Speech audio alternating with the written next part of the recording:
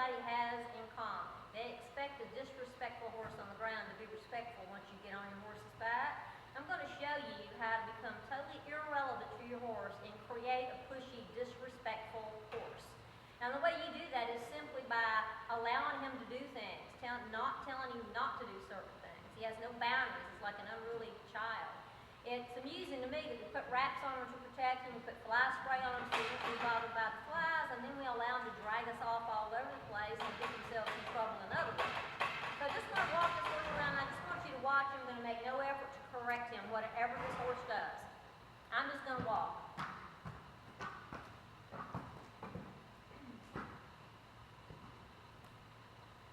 He's just going to do what horses do.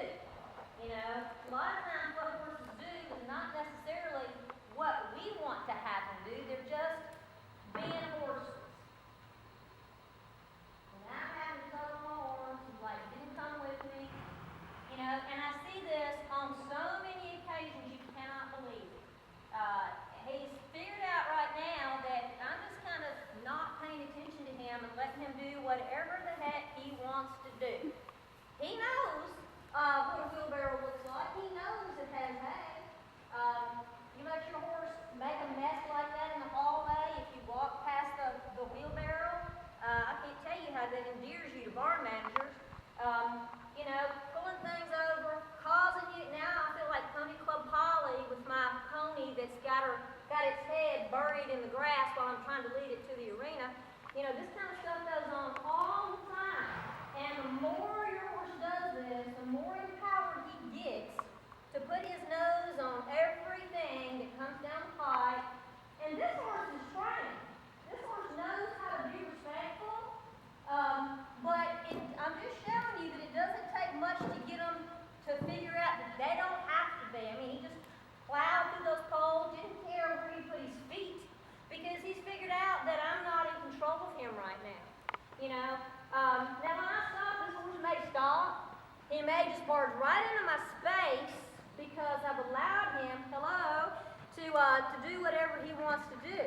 Now, how do you expect a disrespectful horse on the ground to respect you once you get your butt in that saddle? You got to think about this. See, you're not just dealing with the physical body, you're dealing with this brain between this horse's ears, and you got to control that brain or you don't control his feet. Now we're going to take the same horse and make him be more respectful. He knows where it's him reaching over here nibbling on me. That's how this happens. He thinks nothing of being in my space right now. Because I became a totally different person when I let him in here. I could have handed him to a child. Same thing would have happened. I'm a child in this horse's eyes right now. Or a total novice, beginner. I don't speak horse and I don't know how horse is thinking. He's taking advantage of it. This horse would never reach over here and nibble on me like that. And he would get bolder. The next thing he would do, instead of using his lips, would be his teeth, and then I'd have to smack him.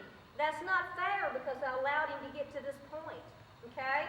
So now I'm going to start making him pay a little bit more attention to me. The way I'm going to do that is I'm going to tell him that I'm in charge of where his feet go. Whoa. Back up.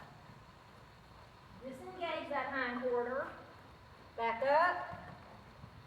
Move that front end around when I tell you to. Pay attention to me. Now, when I walk this horse, I'm going to allow him a certain length on the lead rope.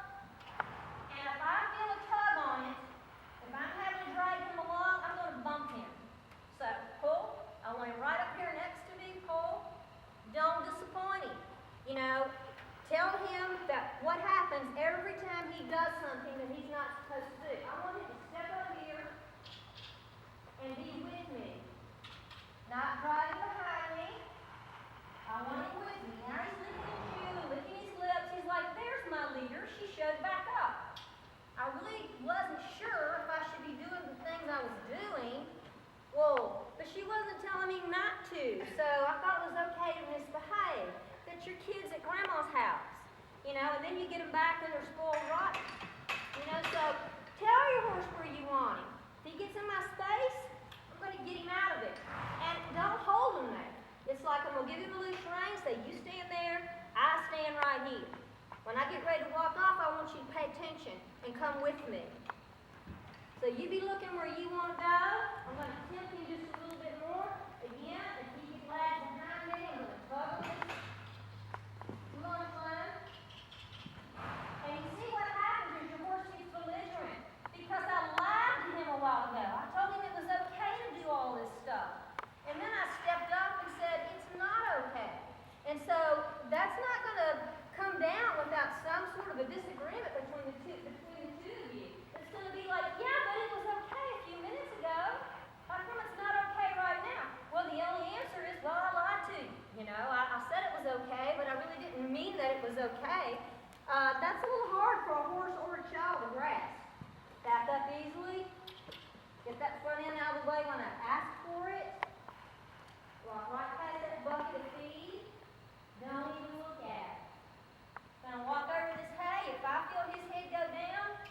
of bumping. You don't have to look at your horse. You're not going to turn around like this and go, get away from that hay, because there's nothing mystical about that. Your horse will think he only has